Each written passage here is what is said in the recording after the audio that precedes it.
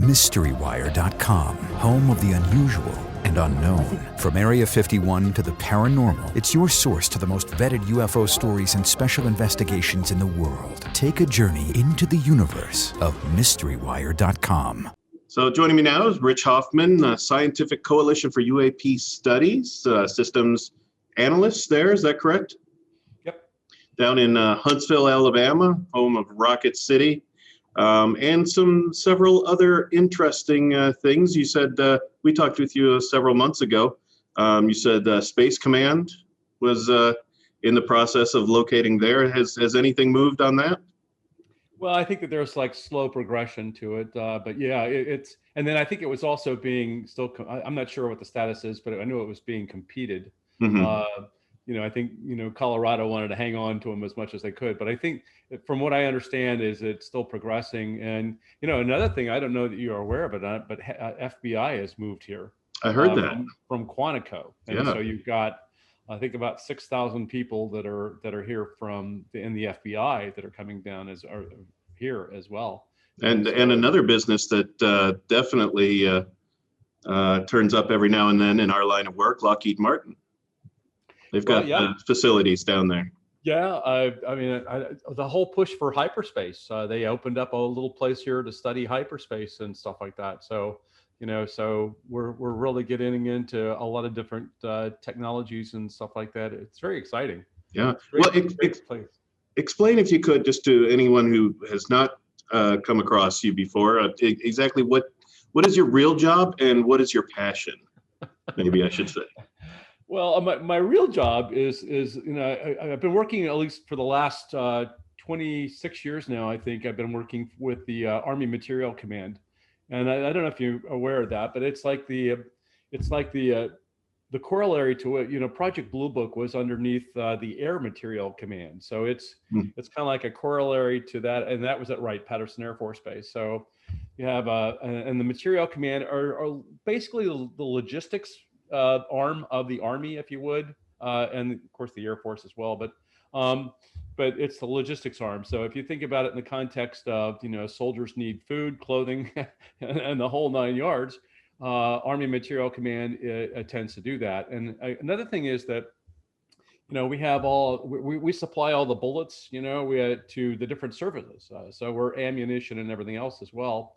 And so we have a very big portfolio of types of things that we do in the logistics world, besides moving soldiers and equipment and food and everything else you could possibly need for a soldier. Mm-hmm. But the headquarters here is pretty much spaced all around the world. I mean, it's got commands and organizations everywhere. So I think when you think about the military industrial complex, it's pretty much us, or at least that's what it feels like. We have all these depots and arsenals and things like that around the country that come underneath us. And so it's an exciting place to work. I work in the IT world, and so I've held various positions within that organization. Everything from the standpoint of I've been working on like projects like portfolio management, IT. That's where you're looking at the investments and are you getting your bang for your buck. I worked with the Y2K, the knowledge management aspects that we had of that, where you're trying to make sure you don't lose good knowledge and you pass it on to the next people. I'm working on wireless, and an interesting project that I'm working on now and helping to support is I'm the spectrum manager. Helping to look at frequencies and spectrum that we have around our organizations right now to see how it's being used, because that's a concern. I'll give you an example of that. The FAA has been talking recently about concerns where, for example, if you're using like GPS spoofing or something like that, suddenly the plane is now veering off course. That's a concern, right? And then I'm also doing a project that's looking at killing drones. So if you think about it, you hear all these stories, in the UFO community about the objects that are coming across our military installations and facilities, right? Mm-hmm. And even on ships and things like that. So you have there's a concerted effort on the part of the DoD now across the DoD to put in drone killing devices. And so we're putting in everything from radar to jammers to GPS types of equipment. We're using spectrum. We're using a whole variety of things to be able to go and to now stop that drone and go after that bad operator that might be a mile or so or even further off the post, and go after them. So Are you? That's another project that I'm working on. This gives me a chance to just jump right into it then. Go ahead. Are you able to speak to any specific named devices, or what you said they're drone killers? So basically what you're working on is something that is going to stop said drone from flying, hovering, or doing whatever it's doing. Right. So so there's obviously a definite need for that, one. Right. Two, it's incredibly high tech. It sounds like. Three, were they used on any of the ships that we've been recently reporting on? Well, keep in mind, I'm over in the Army side of the house. Right. Okay, so let me say that I don't know what they have and haven't. I know that let me explain that when I said across the DoD, we're looking to put these. So we're actually putting these devices, and you can look it up. It's available online. It's the Khaki and a couple of other companies are out there putting things like the Corian system. It's called, you can look up Corian, Corian, and find out about it. But you also have these like handgun kinds of things we can use to be able to knock them out as well. But so, with the advent of drones and things like that are popping around, you want to be able to use them. Now, when I'm talking about drone killers, I'm talking about small, what we call small UAS, or unmanned aerial systems. I'm talking about like the Phantom DJI and stuff like that. I'm not talking about knocking out of the sky, anything like a Tic Tac. Okay, so I'm just wanting to qualify that. Although that might have to be the next step, let me tell you.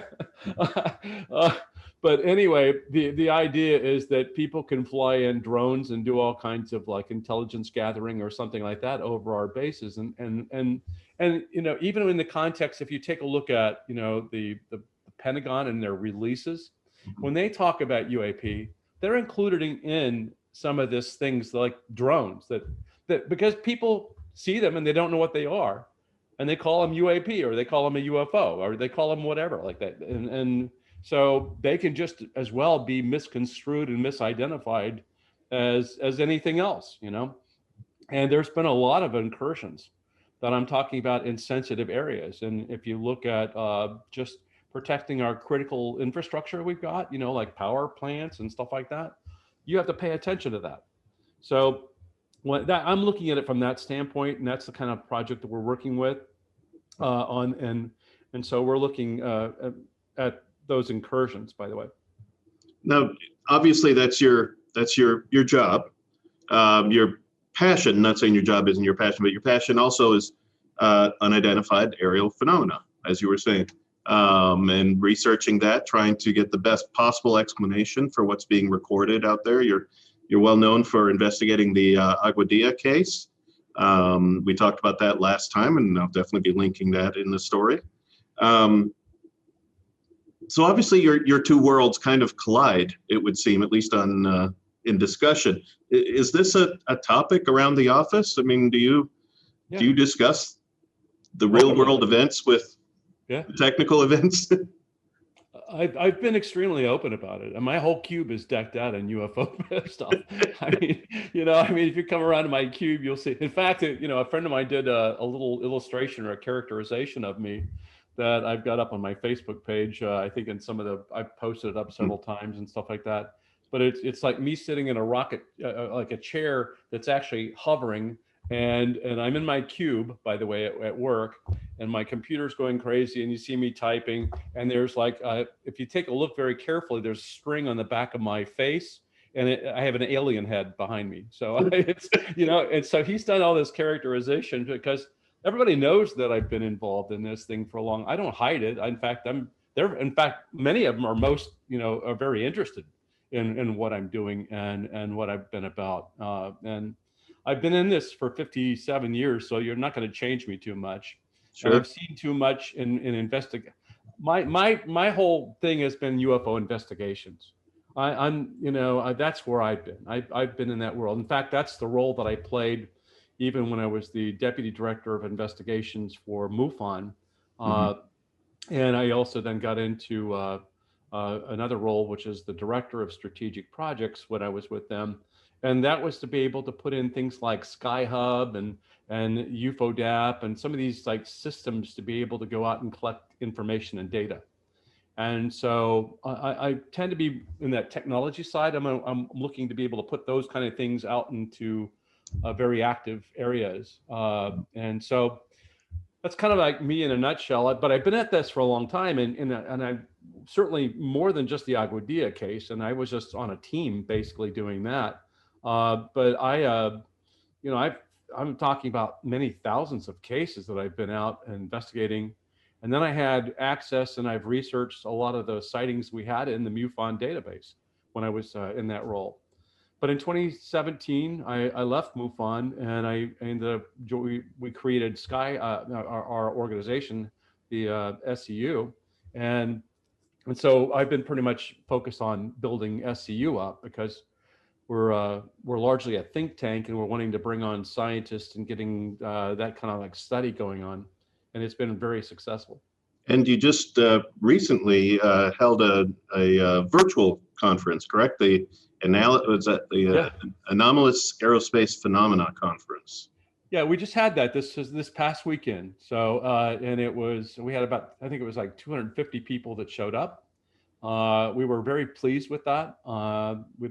We had people from around the world attending. It was very exciting, and we had excellent speakers. I mean, just the speaker. I don't know if you've ever seen it or not, but a lot of PhDs that were presenting, and it was excellent topics. And the people that we and the feedback that I got was they're raving about it, and I'm extremely pleased, by the way. Good. That, Any highlights that came out of the conference? yeah, there's so many highlights. I could. You got a couple hours. I mean, so I mean, like Dr. Hal Puthoff was our keynote speaker, and he talked about the challenges that we're going to be facing as we move this thing over from the intelligence world, if you would. There's been a back and forth. Should this be in the intelligence community? Should it be in the scientific world, or how do you balance the two? Because it's like well, and so SCU has been focused on trying to create a bridge between the two, and he spoke about that very fact in his opening presentation, and he talked about the upcoming report that's going to be coming out. He talked about the expectations on that, and then how do we get science again to be on board with this, and what can we do to bridge the two? And so anyway, excellent presentation. You had Dr. Matthew Shidegas that would talk, for example, about dark matter and dark energy in relationship to UAPs. And I mean, when you start to like think about his presentation, it blew my mind because less than 1% of the universe that we see out there is actually just made up of the particles and things like that I'm looking at you, seeing you're solid, and everything else. But the rest of it is all made up of either dark matter, dark energy, or and those are two things that we just can't see, right? And so scientists are trying to still grapple with those ideas and those kind of concepts. But I mean, and then there's like a 5% area that he showed in the little pie chart where we're like only 1% of that 5% that makes up the physical universe as we see it. And that just blew your mind. I mean, it's like, wow. I mean, I can't even fathom that. So he was like getting into the idea of, and I'm sure you've heard of that 0 point energy. Well, 0 point energy is related to the dark energy that's out there, and you could actually construct or create propulsion, if you would, out of that, or use that in some way. I talked about the idea that you could conceivably have people out there in the dark matter universe creating, their own kind of craft, if you would. And we would, we just wouldn't even fathom that, Yeah. So, and that you got dark matter and dark, basically within you. Did you know that? I mean, you don't even think about that. So we got, I guess what I'm trying to say is that was another one of those excellent little aha, wow. We had Dr. Silvano Colombano, and I don't know if you are familiar with him, but a number of years ago, he wrote a paper. He was with NASA, and he talked about the idea of basically, that we ought to be studying the UAP phenomena, and he got a lot of pushback. And in fact, he had to cancel out. He was going to be our keynote speaker at the 2019 conference. And so he left NASA. He's now with us, and he was able to have a discussion. And so we talked about the fact that there's actually a cost benefit to studying UAP that's well over the cost benefit you get from doing SETI. And we said, well, that's interesting. And he made the case for that, right? And I'm going like, well, that's great. Let's divert the funds from SETI over to, SEU and allow us to do the scientific work to be able to study life on elsewhere, because they're, quite frankly, they're right here. And then you had Robert Powell, who talked about the statistics that are on how do you deal with statistics that come in and on reports, and how do you sift through all those reports that have a lot of IFOs or things that you don't want to study, and how do you focus and get the things you really want to study, which is the UFO, right? The one that, I don't want to talk about birds, planes, everything else that gets reported, as that. But when you took a look at, for example, all the sightings that have ever been received, if you would, it would just, if you put it on a map, it would look like, well, that's the population counts you get in the major cities, right? So in other words, you'd see those like little dots, and they would all be on those major cities and across the country. And it doesn't tell you anything from a pattern standpoint, right? But if you could somehow take it in your reporting database and you use these tools, you're able to go and use things like keywords to be able to help pull out information from the report. You would then be able to go and to very quickly have it sort and help you to reduce those other things to the point where you could get something now that's a smaller thing you could actually study. And that was a great idea, and it ought to be looked at from the reports that we get to be able to sift through and that. And then we talked about the Fermi Paradox in terms of another way of looking at the Fermi Paradox, and that the calculation with that to determine about life elsewhere, and the prevalence of it. We had a panel that talked about the upcoming task force and a couple of other key things that are going on. And I mean, it was just jam-packed. We had Dr. Michael Masters talked about his notions related to time travel, and the fact that, if you looked at us in terms of the fact that we're bipedal, we have two eyes, and that type of thing. And isn't it interesting that the abduction and some of the experiencers claim to see that the beings have the same body, And so he looked at it from the standpoint that from his perspective and his study in how we continue to evolve, that we would evolve into these beings likely over a period of history.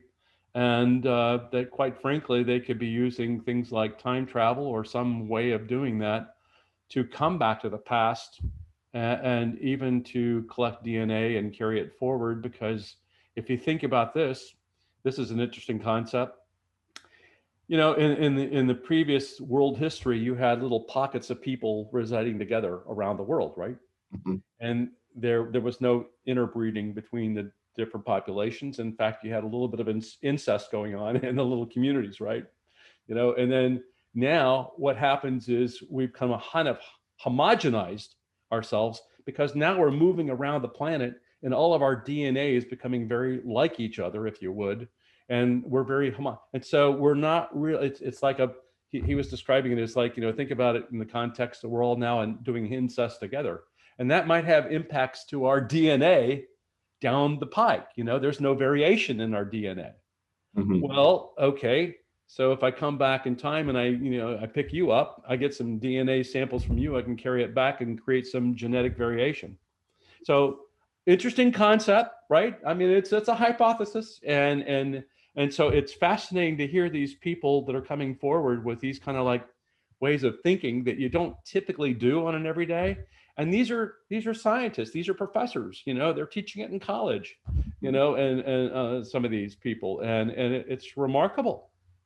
And so, go ahead, Duncan. I was going to ask, when it came to talking about the more recent UAP videos and news and just the headlines in general, with as the term might be, mainstream media, the big boys getting involved, and questions on UAPs getting into the White House press conference and our news briefing room, and into the Pentagon. In fact, 3 times now, I think it's almost daily at this point.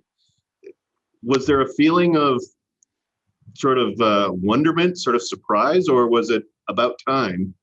What was the sense you got from everybody? Well, I think that for all of us, it's about time. In fact, it's overdue. I mean, I think that a lot of people felt that same way, especially I'll tell you me. I mean, I with 57 years under my belt, from age 13, I've been involved with this, and so I lived through all those like Blue Book years, and I kept waiting for this to be treated on the evening news seriously, right? If you would, and so. And it wasn't, largely a lot of people had, well, there was a flying saucer that was reported, and you would occasionally hear about something, but not very much. And occasionally that there would be a show that would be on maybe TV, like, Walter Cronkite had, a show called UFOs, Friends, Foe, and Fantasy. I can remember that from a long time ago. But I mean, so you had those little drought periods, and Blue Book was kind of interesting, and you'd hear about that. And then it suddenly died when Blue Book, closed. Then the next thing you know is the only way you're going to get news is look at the weekly tabloid that's out on the end of the cashier stand and see Hillary holding an alien baby or something of that nature, and somebody shaking hands with an alien that was now in Congress or something. So that was the only thing you'd hear about. And today, with all of this activity going on and all these serious discussions on news, I mean, for me, this is a huge change. I mean, and it's exciting as hell. I'm thrilled. I mean, this is like, wow, I'm living it up. And I think everybody else is pretty much the same way. They're like saying, wow, it's getting really a lot of attention now. And there's almost like a vindication for all the people who have been at it for a long time, and have been saying, well, you should have paid attention to this a long time ago, Yeah. And so there's a vindication going on, which we're all going like, yay.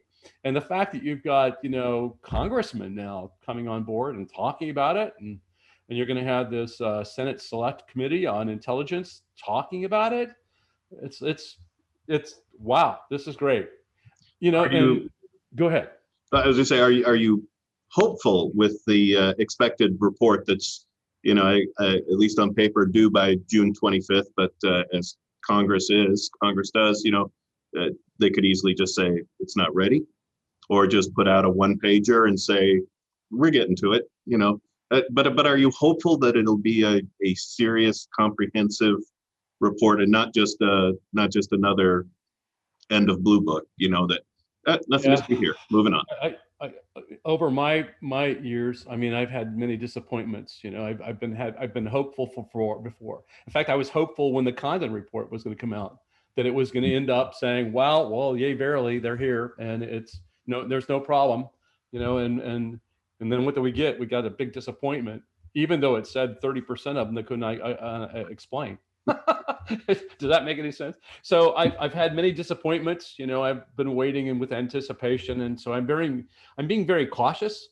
And the reason why I'm being very cautious is because we're starting to get little hints, about the fact that there would probably be something in the way of an interim report that would be available to the public. But we're also hearing that all those big annexes and various other kinds of things that are going to be probably shown at that are going to basically be classified. And that, there's where the rubber meets the road, because it's really going to be the fact that you're going to probably see, they could potentially be seeing some of the video evidence that shows, for example, objects coming out of the water, very clear UFOs in front of an aircraft as opposed to something blurry or infrared. And so I believe that when they get the chance to see all this wonderful evidence, it's going to become a topic of like, well, what do we do now? And so it's going to have an impact from the standpoint, well, we need to do something. And my big hope is that it carries on with something now that's funded, because the task force is not funded, and that they put in some program that basically now gives the authority to be able to go over to now get the data that is out there in the government world, if you would, and so to speak. And my bigger hope is that they can look at us as having some role to do some sort of academic or scientific like work that could be supportive, but yet from more from an unclassified standpoint. You get what I'm saying, right? In other words, that somehow we can have a scientific study where we can definitely share some information, or at least be working on it to help somebody out. But I really believe very strongly, Duncan, that it's going to be the classified world that is going to get the biggest bunch of this information. But I do think that the unclassified thing is going to be in the same narrative that we're hearing right now, which is that there is a phenomenon out there. We don't know what it is. We can't explain it. And that there are these vehicles and things that are performing way beyond anything that we've known of. And in fact, it may include going back to like previous sightings throughout, 50 years or longer in terms of its coverage. But the things that we're doing, those 5 observables that Lou talks about, I mean, UFOs have been doing that back in 1955, 1947. They've been doing that all along. So, I mean, there you go. Why do you think or do you think there's anything to the focus right now being on Navy interactions, and not, you think UFO, Air Force, they're in the air, but of course, yeah. Navy flies, Marines fly, Army fly, but is it just a circumstantial that's where the public information is coming from, or is there really something to what the Navy does that might be attracting these interactions? Well, let me share with you one thing, and that is that I think that, if you take a look at the UAP overall, in terms of cases or reports and stuff like that, you'll see that there's always been a strong relationship to water. Mm-hmm. The water somehow, I'm talking about lakes, streams, ponds, everything, all the way up. There seems to be a connection to the water. I had cases back in the 70s of, and stuff like that, of UFOs hanging over ponds, and it looks like that they were sucking up water. So there appears to be some sort of a relationship, if we stand back and look at the whole overall phenomena, that there is water. So it makes sense to a large extent, because 3/4 of our planet is water. And we really shouldn't be calling ourselves the planet Earth. We should be the planet water, right? I mean, if you really want to get down to it. But I mean, and so consequently, that's a huge area of a place for easy hiding, easy maneuvering without being seen. And if you want to pop up and do something, you can do that. So I think the Navy is probably, experiencing quite a number of these things, because number one, they're out in the area where they seemingly are. And if you got rid of all the inland kind of like, cases, if you would, that I talked about a minute ago, and you eliminated all the ash and trash that's out there in the reports, the things that are identified, there's a small preponderance of cases that you can look at and say that these are unknowns. Mm-hmm. And then you could even go a little bit further in necking that down and saying, well, these might be unknowns that are flying over areas that are classified aircraft. And you'll just never get an answer on, right? You can't identify it because they're not going to tell you about it, right? Or there's other natural phenomena that we experience on land. Let me tell you, like things like spook lights, for example. There's earth lights, or that type of phenomena, where you can have some sort of a glowing ball of gas, if you would, that moves across the sky, and zips around and does all kind of maneuvers. And that's a natural phenomena. And we don't understand that one. And those get reported as UFOs. Mm-hmm. So some of those things that I'm talking about when you get down to so you're talking about a very small percentage of cases that are actually, real unknowns, if you would. I can't identify these at all. And that's probably even larger if you go out into the water. And so the other thing is, I'll come back to this much. The Air Force wanted so badly to get out of Project Blue Book, right? It didn't want to deal with this whole topic. It tried to get, in fact, the whole intent of closing it down was to shut up the public and to not deal with it. At least deal with it from a public perspective. Mm-hmm. Okay, that doesn't mean that they're not concerned about the air. And they could have an ATIP, if you would, within their organization and keep it quiet, right? So we don't know, and there's no evidence to say that they're not playing in. They could be, but you just don't hear about it, and there's nothing that really tells you. And they are concerned about air defense, and so I think that they're being cautious probably, and I think that once you get this reporting process in place, and it needs to be at the very high level, the DNI level, if you would, for the Department of Defense, and to have all the services play equally. In other words, the Marine Corps, the Army. If the Army sees something, it needs to report it up to a specific place. And all these military branches ought to be cooperatively putting their same stuff together to a central body. And then you need to also be tying in, and this is where it gets really interesting, because you have the DoD, but then you have other organizations like NASA, and you have a whole bunch of other organizations. Who has the authority over NASA? Do you think the Department of Defense would have the authority to be able to tell them, I want you to give me this, right? So you got to have, when you think about that in terms of the government, how do you position it so that they have the authority to go after the FBI, to go after the Homeland Security, they go after NASA and any other bodies like the NRO that might be collecting information, and have that all centrally come together.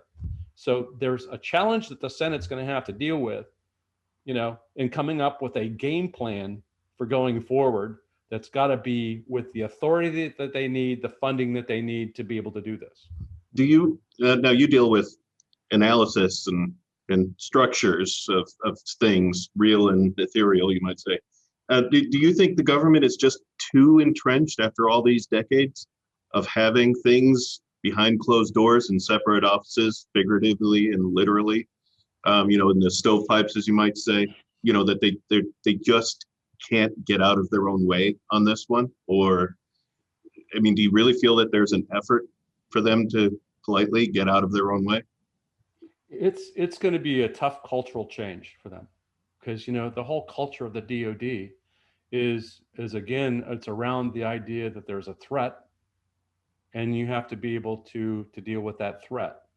And the threat can come from many different areas. Adversaries who want our information, our data, and this is one of the challenges we have with the overall side of this, is that it's a delicate balance between what do you need to have to keep secret that you don't want the adversary to know, who can now use it and leverage it against you, right?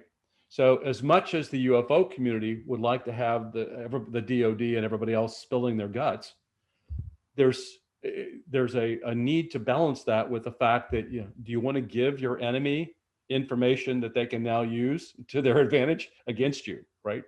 So there's always been that kind of like push me, pull me kind of thing that goes on that they have to deal with. And it's a struggle, because let me tell you, I work in the Department of the Army here at Redstone, and there are literally every day on Redstone with the Space Flight Center here and all that other stuff like that, everybody is being bombarded with hackers that are attempting to break in to get our information. And I will say this much, that there are concerns that some of our R&D efforts that we've got have been breached and are being breached by by other adversaries. If you take a look at some of the drones that are being built in China, it's not because that they developed it, it's because they stole the plans that we've got and they're using it to build them over there, right? So, while the DoD has to balance the equation and be cautious about not giving in, it's just can't open the doors and say, here, open kimono, come on in and get everything, right? And the same with organizations. So I was talking to somebody else about this, but you got Lockheed Martin and all these other companies. They're great hiding places, by the way, against FOIAs. I mean, you can basically have all this development that's going on out there, and they're getting a lot of the good information about the UFO phenomena, or whatever. And I was going to ask you about that because in the recent one of the recent Pentagon things, I wouldn't say he made a point of saying it, but he definitely said it, not off the top of his head. The spokesperson, John Kirby, said that that we don't believe this is of United States government or military. Well, that of course leaves the door open to the Lockheeds, the Raytheons, the you don't know companies out there. Yeah, sure. And so the development that's going on in Lockheed Martin and Boeing and all these other places and stuff like that, I mean, they're not going to be open kimono. I mean, you don't tell your adversaries, you don't tell even other corporations that you're working whatever against, if you would. I mean, I'm developing something for my organization called Lockheed Martin, and it's going to be a future craft that's going to do this and do this and do this, and I'm not going to let you know about it. I mean, why would I do that? I'd be stupid. Now somebody else is going to come and get that information and steal it. So they're also protected and very quiet about what they do, and rightfully so, because secrets are easy to be stolen, and so they could have answers that you and I will never know about. And by the way, because that they may have government contracts in certain areas, it's not like the government representative out there is pretty much shielded. And oh, by the way, if from knowing about it, so they can honestly answer, well, I don't know anything about it, right? And if they get requested for information from a FOIA, because FOIAs only apply to government, they don't apply to a contractor or a company. So the FOIA goes to the government officer. He says, well, I don't know anything about it, all right? And he's the lead for it, and that's all being done by my contractor, And so they can point the finger over there and say, well, there you go. And so that's the way it works. I mean, there's contracts that specify all the details of what you're expected to deliver and everything else, but the details in terms of what's going on in that Lockheed Martin facility over there, that's Lockheed's business. That's not mine. And so there's where the rubber meets the road. I mean, and people want to say, well, it's taxpayer money that's going out to those. It's not all taxpayer money. I mean, Lockheed Martin is a corporation. It's got shareholders. It's got a whole bunch of other people that are in it, right?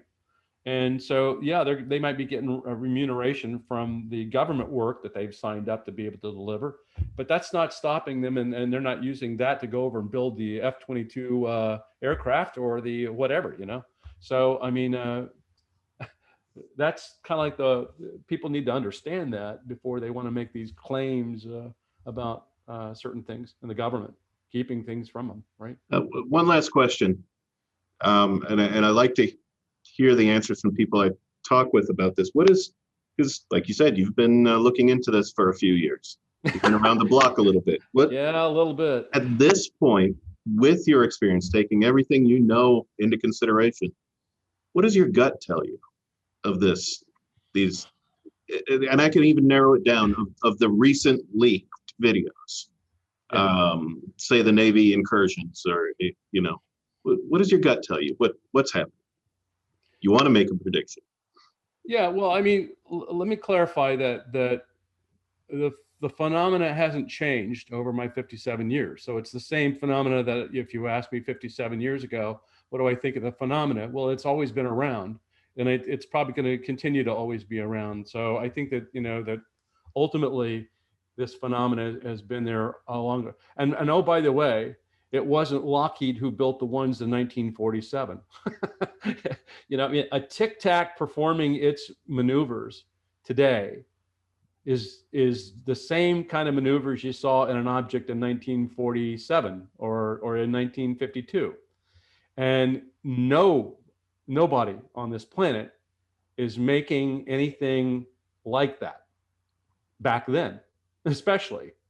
We're doing combustion engines, we're doing propulsion systems that are, and if you think about even the changes we've seen in aircraft designs over the years, we're still pushing something in order to go forward. Where we are, we're not there where we're building craft that don't have any apparent propulsion systems on them. You can obviously see it's got a propulsion system, and you don't build today. If you think about it, here's a disc-shaped object back in the 50s that was seen coming out of the water, going into the air, and probably shot off into space. All right, so I mean, it's the same object, right? But you don't build a submarine. You build a submarine specifically for working in the ocean, but you don't take that submarine and stick it up in the air and expect it to fly, right? The design won't work, right? And then think about the material science that was going on when you have an object dropping from like 20,000 feet to stop at sea level in 0.78 seconds. Any kind of thing that we would have that would have disintegrated and fallen apart and broke up into multiple pieces, and then certainly if there was anything in the craft, it would be a puddle on the bottom of the floor. Well, that didn't happen with the Tic Tac. It kept moving around, doing all kinds of crazy things, right? So if you think about that kind of thing, and even the discs that were reported back in the early days, they were doing the same kind of thing, going from standstill to instantaneous acceleration, shooting off at incredible rates of speed, and so, this is a phenomenon that's been around here probably throughout recorded history. And if you look at, Vallée's work, and on the Wonders in the Sky, he's been able to collect reports throughout our written history. So, I mean, I guess what I'm trying to say, it's a phenomenon that seems to be long lasting here. It's been here a long time. And then there seems to be the potential that it's connected to either a water as a base. And if you think about that, what are we doing? We're sending out craft to other planets. We're not sending out humans per se. We're sending out craft to go land on these other planets. If we found that there was some sort of a life form on the planet, how would we approach that? If the planet was largely water, we might want to go and hide in the water and just observe them and survey them for a long time too, right? And do reconnaissance works.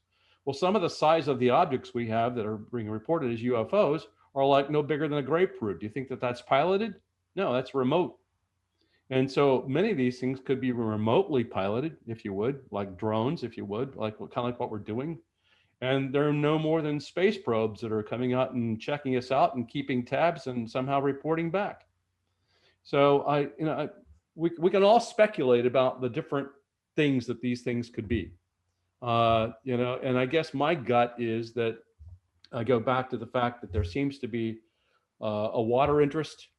And by the way, that would translate into the nuclear interest, because if you were also living on this planet and you had something that was now blowing up nuclear detonations in the middle of the ocean, wouldn't you be a little bit concerned about your longevity with that as well, right? And so you might be out trying to send a subtle message by stopping nukes in underground to be able to tell you guys, hey, quit playing around with these things. That might be just a way of letting you know that. Don't do that. And oh, by the way, I can do that. And oh, by the way, I know where your cap point is, and I'm going to come over and let you know that I know where your cap point is, because and then what does that tell you? It tells you that they over the period of the time that they've been here, that they know how to understand our languages. And I'm saying languages because we have multiple languages on the planet. And oh, by the way, that they show up on every part of the planet. And people are claiming that they're having conversations with these things. And so I guess what I'm trying to get at is it's like they know us awfully darn well, whoever they are. And if Michael Masters is correct and they're us from the future, that makes perfect logical sense. All right. Rich Hoffman, thank you for taking the time to talk with Mystery Wire today. We really appreciate it. You're welcome, Duncan.